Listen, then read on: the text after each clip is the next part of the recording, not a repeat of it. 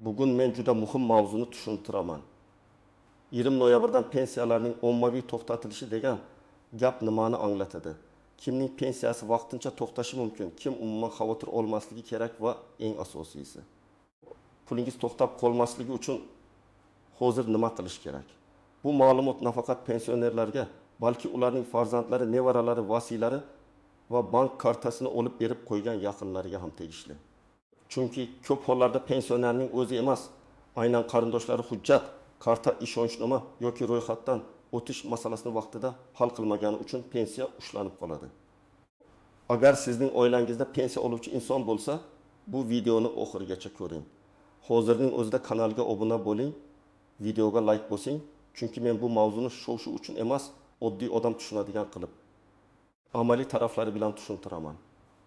Men sizga kimlar xavf guruhida, qaysi holatda pensiya to'xtatiladi, qaysi holatda qayta tiklanadi va bunga qanday tayyorlanish kerakligini aniq aytib beraman. Avvalo, eng muhim narsani aytaman. Pensiya to'xtatilishi degani har doim ham pensiya butunlay bekor qilindi degani emas. Ko'p holatlarda bu vaqtincha to'xtatish bo'ladi. Ya'ni davlat yoki vakolatli tashkilot pensiya oluvchining haqiqatan ham tirikligi, yashash joy hujjatlari, hisob raqami, ishonchnomasi yoki boshqa ma'lumotlarni tekshiradi. Agar ma'lumotlar tasdiqlanmasa, pensiya to'lovi vaqtincha ushlab turiladi. Keyin fuqaro hujjatlarni to'g'rilasa, to'lovlar qayta tiklanishi mumkin. Oldin ko'p jarayonlar ancha sodda ko'rinardi. Pensioner bir marta pensiyaga chiqqandan keyin har oy pulini pochta orqali yoki bank kartasi orqali olib yuraverardi. Ayrimlar uzoq muddat chet elda bo'lsa ham kartasini farzandiga qoldirib ketardi. Ba'zilar boshqa tumanga ko'chib ketardi, lekin pensiya hujjatlari eski manzilda qolardi. Yana ba'zi hollarda pensioner vafot etgandan keyin ham bank kartasidan pul yechib olinishi kabi juda noxush holatlar uchrab turardi. Ana shunday holatlarning oldini olish uchun tizimlarda tekshiruvlar kuchaytiriladi. Endi esa ma'lumotlar ko'proq elektron bazalar orqali solishtirilmoqda. Fuqaroning pasport yoki ID karta ma'lumotlari, yashash manzili, bank hisob raqami, vafot etganlar reyestri, chet elga chiqish-kirish ma'lumotlari, nogironlik bo'yicha tibbiy komissiya xulosalari, ishonchnoma muddati va boshqa ma'lumotlar tekshiriladi. Shuning uchun 20 noyabrdan keyin ayrim toifadagi pensionerlarning to'lovlari avtomatik ravishda vaqtincha to'xtatilishi mumkin degan gaplar paydo bo'ladi. Bu yerda eng katta xato shuki, odamlar hammaning pensiyasi to'xtaydi deb qo'rqib ketadi. Aslida xavf hamma uchun bir xil emas. Birinchi xavf guruhi uzoq vaqt davomida pensiyasini shaxsan o'zi olmayotganlar. Masalan, onaxonning pensiyasi bank kartasiga tushadi, lekin kartani o'g'li ishlatadi. Onaxon qishloqda yashaydi, o'g'li esa shaharda. Agar tizimda pensionerning shaxsan tasdiqlanishi talab qilinsa yoki bank operatsiyalari shubhali ko'rinsa, to'lov vaqtincha to'xtashi mumkin. Bu holatda muammo pul o'g'il tomonidan yechilayotganda emas. Muammo pensionerning holati tasdiqlanmaganida. Davlat uchun asosiy savol, bu odam haqiqatan ham tirikmi? Shu pensiyani o'zi olishga rozimi? Hujjatlari joyidami? Ikkinchi xavf guruhi chet elda uzoq vaqt yashayotgan pensionerlar. Masalan, Olimteki yoshli ota Rossiyada farzandlari bilan yashayapti. Pensiyasi esa O'zbekistondagi kartasiga tushyapti. Kartani qo'shnisi yoki qarindoshi yechib oilaga yuboradi. Bunday holatda fuqaroning yashash fakti, hujjatlari va ayrim tartiblar bo'yicha tasdiqlovchi ma'lumotlar talab qilinishi mumkin. Chet elda yashayotgan pensionerlar odatda konsullik, notarial ishonchnoma, hayotlik to'g'risidagi tasdiq yoki boshqa rasmiy hujjatlar bilan o'z holatini tasdiqlashi kerak bo'ladigan vaziyatlar bor. Agar bunday tasdiq vaqtida qilinmasa, to'lov vaqtincha ushlanadi. Uchinchi xavf guruhi ishonchnoma orqali pensiya olayotganlar. Juda ko'p pensionerlar yosh kattaligi, kasalligi yoki yurishga qiynalgani sababli pensiyasini qizi, o'g'li, kelini yoki boshqa vakili orqali oladi. Buning uchun ishonchnoma rasmiylashtiriladi, lekin ishonchnomaning muddati tugaydi. Ba'zi odamlar buni unutib qo'yadi. Masalan, ishonchnoma 1 yilga berilgan bo'lsa, 20 noyabrga kelib uning muddati tugagan bo'lishi mumkin. Shunda bank yoki mas'ul tashkilot bu odam endi vakil emas deb to'lovni bermaydi. Odamlar esa pensiyamni to'xtatib qo'yishdi deb o'ylaydi. Aslida sabab oddiy vakolat muddati tugagan. 4-xavf guruhi hujjatda nomuvofiqlik borlar. Masalan, eski pasportdagi ism muhabbat deb yozilgan. yangi ID kartada muhabbat bo'lib ketgan yoki otasining ismi bir joyda Abdullayevni, boshqa joyda Abdullayeva deb kiritilgan. Ba'zan tug'ilgan sana bir bazada 1926 yil, boshqasida 1957 yil bo'lib qoladi. Oddiy ko'rgan bunday xatolar elektron tizimda katta muammo tug'diradi. Chunki tizim bitta odamni ikki xil shaxs deb ko'rishi yoki umuman moslik topmasligi mumkin. Natijada to'lov tekshiruvgacha to'xtatiladi. 5-xavf guruhi nogironlik pensiyasi yoki nafaqasi olayotganlar. Nogironlik muddati doimiy bo'lmasa, tibbiy ko'rikdan qayta o'tish kerak bo'ladi. Masalan, bir odamga 2 guruh nogironlik 1000 yil muddatga berilgan. Muddat noyabr oyida tugaydi. U esa oldin olardim-ku, yana tushaveradi deb o'ylaydi. Lekin tibbiy xulosa uzaytirilmasa, pensiya yoki nafaqa to'lovi to'xtashi mumkin. Bu yerda ham davlat pul bermayman demayapti, balki huquqni tasdiqlovchi hujjat yangilansin deyapti. 6-xavf guruhi yashash joyi o'zgargan, lekin rasmiy manzili yangilanmaganlar. Masalan, pensioner Samarqanddan Toshkentga ko'chib kelgan, lekin ro'yxati hali ham Samarqandda turibdi. Pensiya ishi eski hududda yuritilayotgan bo'lishi mumkin. Agar xatlar, chaqiruvlar, tekshiruvlar eski manzilga borsa va pensioner javob bermasa, tizimda aloqa yo'q degan holat paydo bo'ladi. Bunday vaziyat ham to'lovni ushlab turishga sabab bo'lishi mumkin. Endi kimlar xavotir olmasligi kerak?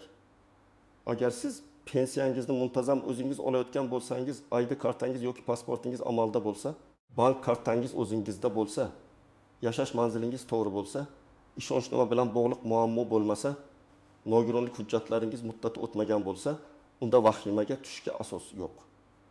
Siz faqat ma'lumotlaringiz to'g'riligini tekshirib qo'ysangiz kifoya. Birinchi misol. 7-2 yoshli Bahrom ota pensiyasini har oy bank kartasida oladi. O'zi bozordan xarid qiladi, kartadan foydalanadi.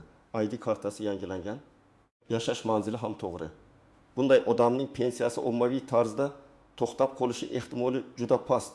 Chunki tizimda u faol hujjatlari bor, bank operatsiyalari mantiqli. Ikkinchi misol, taqdam yoshli Zaynab aya yura olmaydi. Pensiyasini kelini ishonchnoma bilan oladi. Ishonchnoma 2023 yil noyabr oyida rasmiylashtirilgan va yilga berilgan. Agar 2024 yil noyabr atrofida bu ishonchnoma muddati tugasa, kelini banka borganda pulni ola olmasligi mumkin. Bu pensiya bekor bo'ldi degani emas. Faqat yangi ishonchnoma kerak bo'ladi yoki pensionerning o'zi boshqa tartibda tasdiqlanishi lozim. 3-misol. 6 yoshli pensioner Turkiyada farzandlari bilan yashaydi. O'zbekistondagi kartasini ukasiga qoldirgan. Bir necha oy davomida kartadan pul yechilgan, lekin pensionerning o'zi mamlakatda emas. Agar tizim yashash holatini tasdiqlashni so'rasa, ukasi karta menda pulni olaman deyishi yetarli bo'lmaydi. Pensionerning o'zidan yoki rasmiy hujjat orqali hayotlik va vakolat tasdiqlanishi talab qilinishi mumkin. 4-misol. 7-8 yoshli ayol o'quvchisini yo'qotganlik pensiyasini oladi.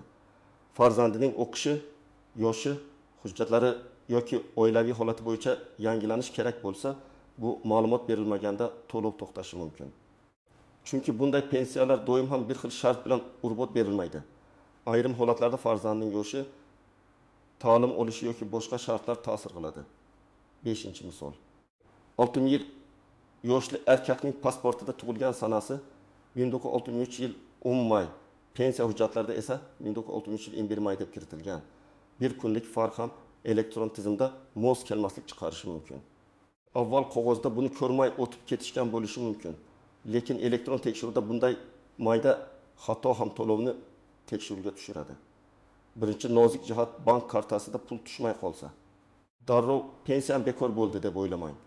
Ba'zan to'lov sanasi suriladi.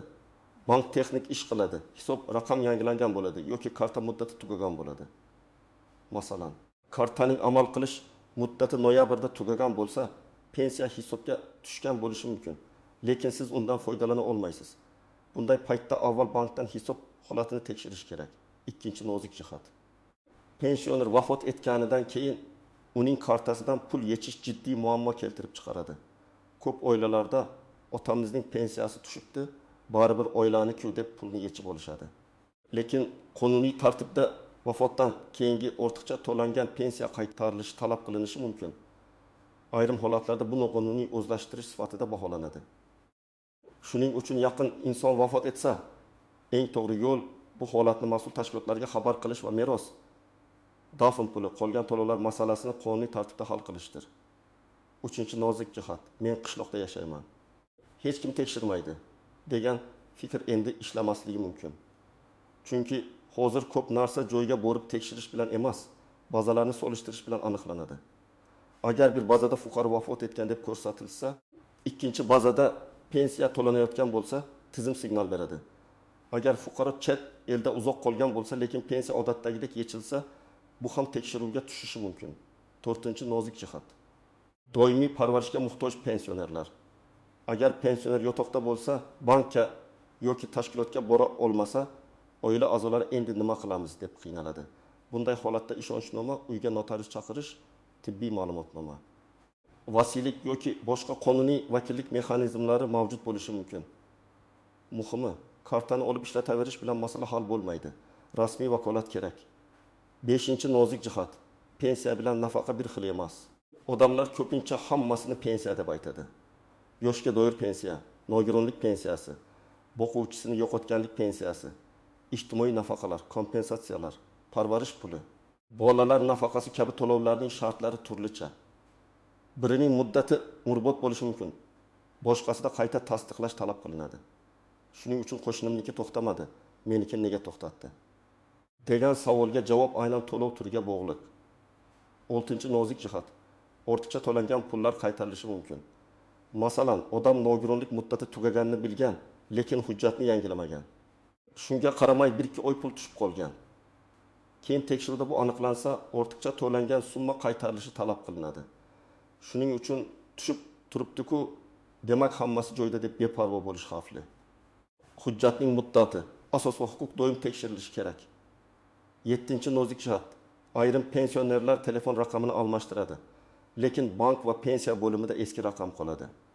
Keyin SMS ogohlantirishlar, tasdiqlash kodlari, xabarnomalar boshqa raqamga ketadi.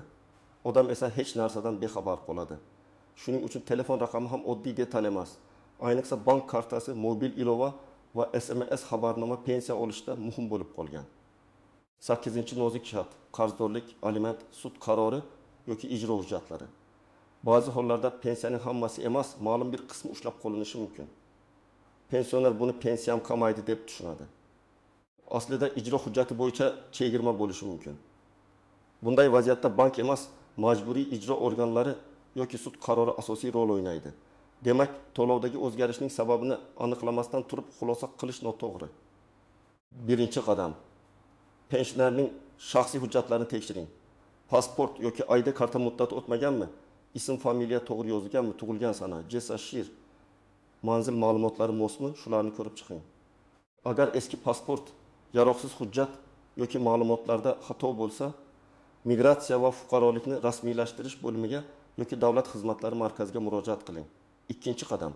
Bank kartasini tekshiring. Karta muddati tugamaganmi? Karta egasi pensionerning o'zimi? SMS xabarnoma qaysi raqamga ulangan? Karta bloklanmaganmi? Hisob raqam faolmi? Buni bank filialiga borib yoki bankning rasmiy aloqa markazi orqali aniqlash mumkin. Agar pensionerning o'zi bora olmasa, bankdan vakillik tartibi qanday bo'lishini so'rang. 3-qadam. Agar pensiya ishonchnoma bilan olinayotgan bo'lsa, ishonchnoma muddatini bugunoq ko'ring. Qog'ozning pastida yoki matnida bergan sana va amal qilish muddati yoziladi. Agar muddati yaqinlashgan bo'lsa, yangi ishonchnoma rasmiylashtiring. Pensioner notariusga bora olmasa, notariusni uyga chaqirish imkoniyatlarini so'rang. Bunda pensionerning shaxsini tasdiqlovchi hujjat, vakilning hujjati va ayrim hollarda tibbiy ma'lumotlar kerak bo'lishi mumkin. 4-qadam. Chet elda yashayotgan pensionerlar rasmiy tasdiqlarni tayyorlasin. Konsullik bilan bog'laning, hayotlik to'g'risida hujjat, ishonchnoma yoki boshqa talab qilinadigan hujjatlar tartibini aniqlang. Oddiy vida qo'ng'iroq yoki qarindoshning gapi ko'p holatda rasmiy asos bo'lmaydi. Hujjat notarial yoki konsullik tartibida tasdiqlangan bo'lishi kerak bo'lishi mumkin. 5-qadam. Nogironlik bo'yicha to'lov olayotganlar tibbiy xulosa muddatini tekshirsin. Agar qayta ko'rik muddati yaqinlashgan bo'lsa, poliklinika, tibbiy ijtimoiy ekspertiza komissiyasi yoki tegishli tibbiy muassasaga murojaat qiling. Hujjatni oxirgi kunga qoldirmang, chunki navbat tekshiruv, tahlil, xulosa olish vaqt oladi. Bir kun kechiksangiz ham to'lovda uzilish bo'lishi mumkin. 6-qadam. Yashash manzili o'zgargan bo'lsa, rasmiy ma'lumotlarni yangilang. Men aslida shu yerda turaman, lekin ro'yxatim boshqa joyda degan holat keyinchalik muammo tug'diradi. Pensiya ishi qaysi hududda yuritilayotganini bilib oling. Zarur bo'lsa, tegishli pensiya bo'limiga ariza bilan murojaat qiling va ishni yangi manzilga o'tkazish tartibini so'rang. 7-qadam. Agar pensiya tushmay qolgan bo'lsa, harakat tartibi shunday bo'lsin. Avval bankdan hisobga pul tushgan tushmaganini aniqlang. Agar bank pul kelmagan desa, keyin pensiya jamg'armasi yoki tegishli ijtimoiy himoya organiga murojaat qiling. Murojaatda falon oy uchun pensiya to'lovi kelmadi. Sababini tushuntirib berishingizni va to'lovni tiklash tartibini ma'lum qilishingizni so'rayman deb yozing. Og'zaki gap bilan cheklanib qolmang. Yozma yoki elektron murojaat iz qoldiradi. 8-qadam. Hujjatlar papkasini tayyorlab qo'ying. Unda pensionerning ID karta nusxasi, pensiya guvohnomasi yoki pensiyaga oid hujjatlar, bank karta ma'lumotlari, ishonchnoma nusxasi, tibbiy xulosalar, yashash manzili bo'yicha hujjatlar. Telefon raqami, yaqin qarindoshlar aloqa ma'lumotlari bo'lsin. Bu ayniqsa yoshi katta, kasal yoki yolg'iz yashaydigan pensionerlar uchun juda zarur. 9-qadam. Agar siz pensionerning farzandi bo'lsangiz, otam onam o'zi biladi deb qo'ymang. Ko'p yosh kattalar bank, ID karta, SMS, elektron baza, notarius, ariza kabi masalalarda qiynaladi.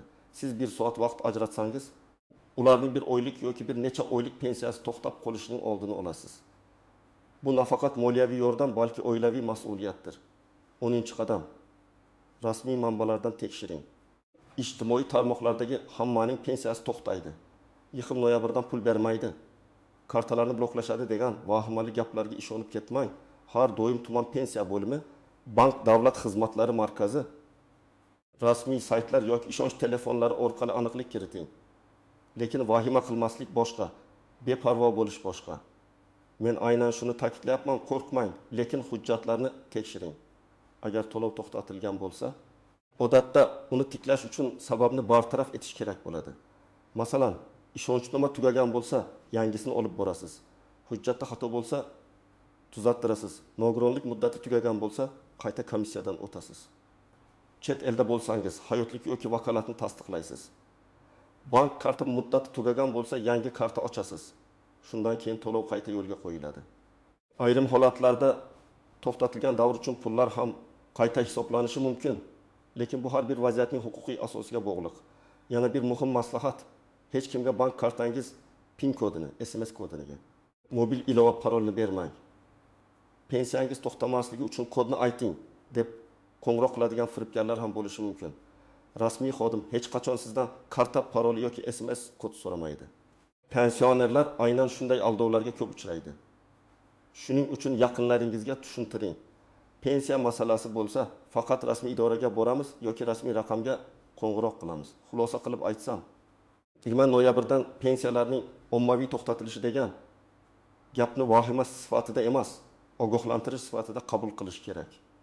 Hamma pensionerning puli birdaniga bekor bo'lib ketmaydi.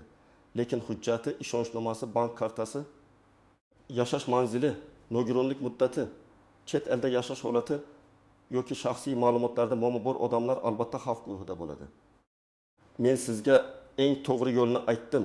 Bugun hujjatlarni tekshiring, bank kartasini ko'ring, ishonchnoma muddatini aniqlang, kerak bo'lsa pensiya bo'limiga boring, yozma murojaat qiling va barcha ishni rasmiy tartibda hal qiling. Shunda pensiya to'xtab qolsa ham sababini tez topasiz va uni tiklash imkoniyatingiz bo'ladi. Sizning oilangizda pensiya oluvchi bormi? Pensiya tushmay qolgan, karta bloklangan yoki ishonchnoma muddati tugagan holatga duch kelganmisiz? Izohlarda yozing. Men keyingi videolarda eng ko'p uchraydigan savollarga alohida javob beraman. Videoga like bosing, yaqinlaringizga yuboring va kanalga obuna bo'ling. Chunki bunday ma'lumotlar ko'p oilalarni ortiqcha sarsonlikdan va pul yo'qotishdan saqlab qoladi.